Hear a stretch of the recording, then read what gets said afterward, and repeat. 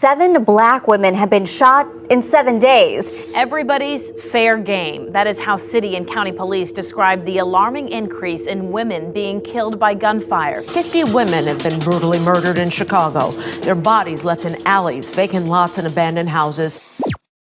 There's so many missing people of color in the U.S. African Americans remain missing 4 times longer than white Americans. That number is alarming.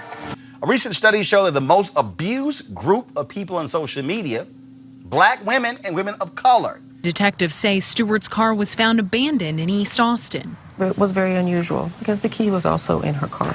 Even more puzzling, just a few weeks before, another young black woman, Brenda Moore, disappeared from an area just miles away. Her car found less than a block from Stewart's. Then a third black woman in her 20s also went missing around the same time, Jennifer Joyce Barton, a known prostitute. The similarities in the cases may not have been so apparent back then. It is a state of an emergency. These millennial black men are their girlfriends and their wives. They have been raised by single black women. They have adopted these black women emotions. They don't know how to control their emotions. So what they do is when they find out that they can't control that woman that they're with, they her. They don't care about her having children. They don't care about her being pregnant. They don't care about none of that. And it is an emergency. It is not being talked about enough. There is no outcry. There is nothing. People coined the term missing white woman syndrome. If you don't meet those criteria, blonde hair, blue eyes, your stories are not newsworthy. Here's my niece. She's missing. Her story is just as compelling. But it's important that you see that she had family. And she has people that love her and go to bat for her. Right now, I want to be able to say, I've exhausted everything I possibly can, every idea, every suggestion, and every thought trying to find this child. Taking matters into their own hands and seeking resources and turning to black organizations like the Foundation for Missing People of Color directly.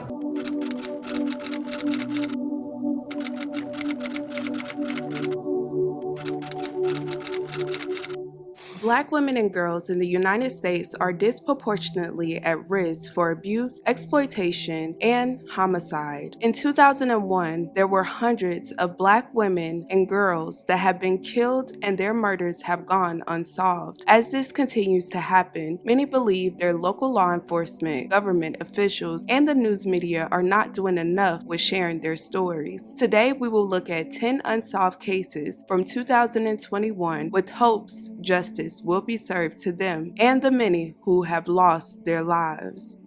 She told police that he was an acquaintance who sparked up a conversation before turning on her. She been beating on the window for weeks. We talked to the girl and everything. Man, on everything, G. She in there. How she can't get out? She tied up. She tied up or something. She locked in that room. Or locked in that room. 44-year-old Joel Kamen here was charged with aggravated criminal sexual assault and aggravated kidnapping in that case. You know, it happens more often than you think, and she's one of the lucky ones. Killers know that these abandoned homes, they make the perfect place to permanently silence their prey. Shanquella's life and legacy now shaped by her final moments.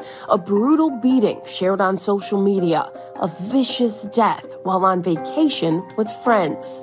The growing mysteries surrounding the death of an American tourist. Just one day into that vacation, she turned up dead. The FBI has now opened an investigation. I'm raising awareness for Shanquella Robinson. A horrifying story gripping the country. Cries for justice spreading online. Shanquella needs justice. In fact, this is a 27-year pattern that's been repeated over and over and over again. The Murder Accountability Project in Alexandria, Virginia, has been tracking these violent crimes. You can see the dots on this map. They show where dozens of women, mostly black women, were beaten and strangled to death. Some of them were left in those abandoned buildings, others in dumpsters, others dismembered. And we talked with one of those families about the anguish and the never-ending questions of who did it and why. A girl had just gotten off the metro with her mom. You know, we were passing out flyers, She just stopped. She was staring. I asked, do you know her? She looks up at me and she says, she looks just like me.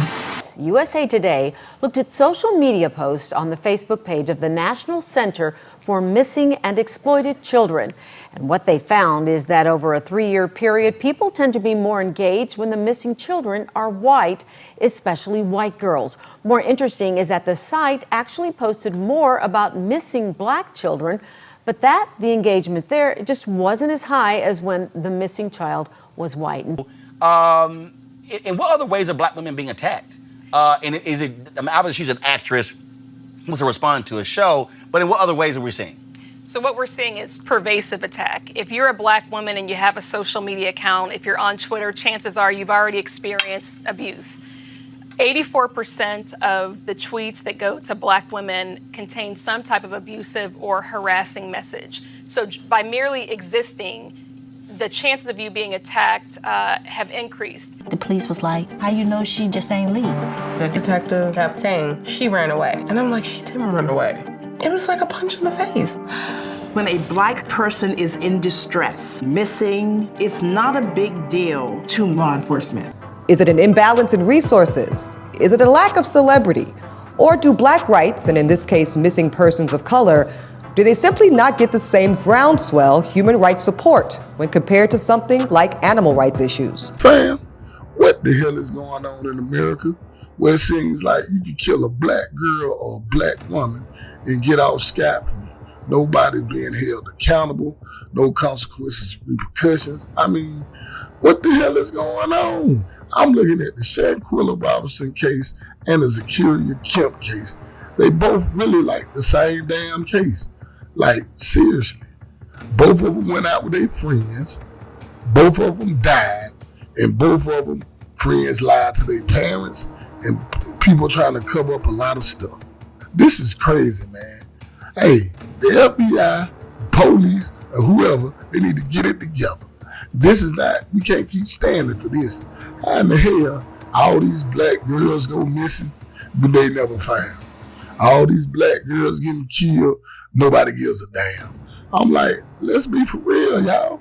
This ain't it. These are sad situations, and everybody else who's lost someone or who's got someone missing, I pray they come home safe and they find out whoever did whatever to anybody.